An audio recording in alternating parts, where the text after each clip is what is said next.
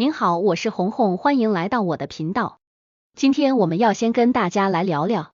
大自然的二氧化碳仓库，也就是碳汇。首先，什么是碳汇呢？我们刚刚说到的是二氧化碳的仓库，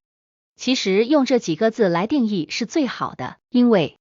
它就是可以来储存一些二氧化碳，不管是天然的，或者是人工的啦，都是可以的。比如说，我们最常看到的就是森林，或者是海洋，甚至是土壤等等，就是我们大自然生活中可以去接触，或者是可以看到这一些，它其实都有一些固态或者是储存二氧化碳的一个功能，那它也是大自然靠着生态系统原有的运作方式，它就可以来自行处理二氧化碳。大自然的碳汇价值是比再生能源更高的。像这种我们刚才提到的森林、海洋这种天然的自然的东西，在碳汇的部分还分为三个，一个是绿碳、蓝碳跟黄碳，它们分别都有不同的一个定义。像是绿碳最常见的就是森林了，而且呢，它的除碳总量虽然说也是蛮高的，可是在这三个里面的第三名，在森林的部分，它可以储存4公斤的二氧化碳在1公斤的木材里面，而且一棵树木在一生当中可以吸收900公斤的二氧化碳，所以说如果是整个森林的话，就可以见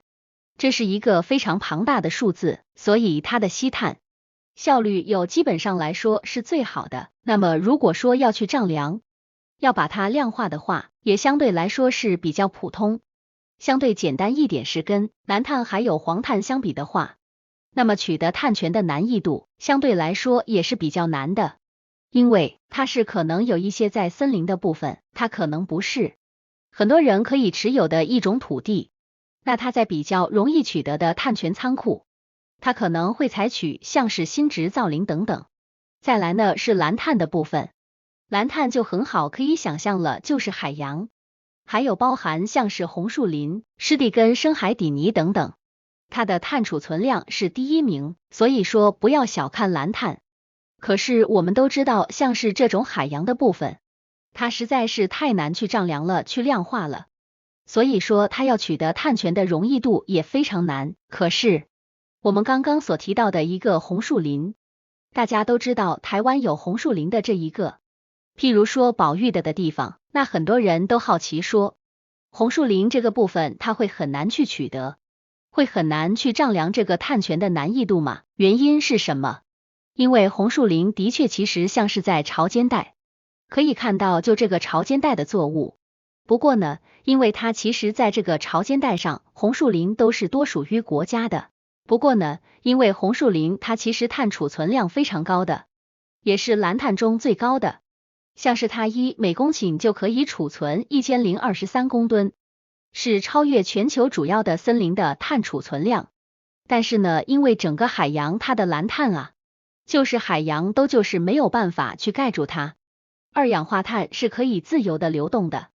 那当然就是跟森林的碳汇固碳的效果是不太一样，所以其实因为大家在说海洋就是没有一个盖子，所以它的碳权就相对来说比较难认定，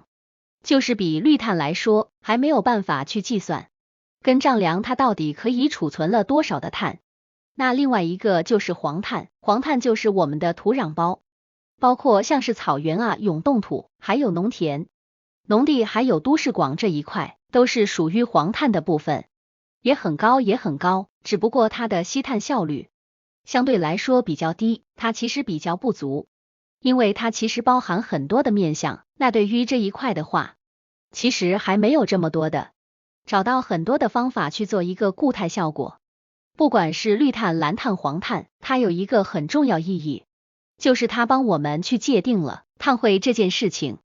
为什么要这样子呢？因为我们刚才提到了，自然碳汇的价值其实是比再生能源还要高的，因此如果我们要把它列为像是商机，或者是量化之后用一个价值去定义它的话，那么碳汇就非常关键。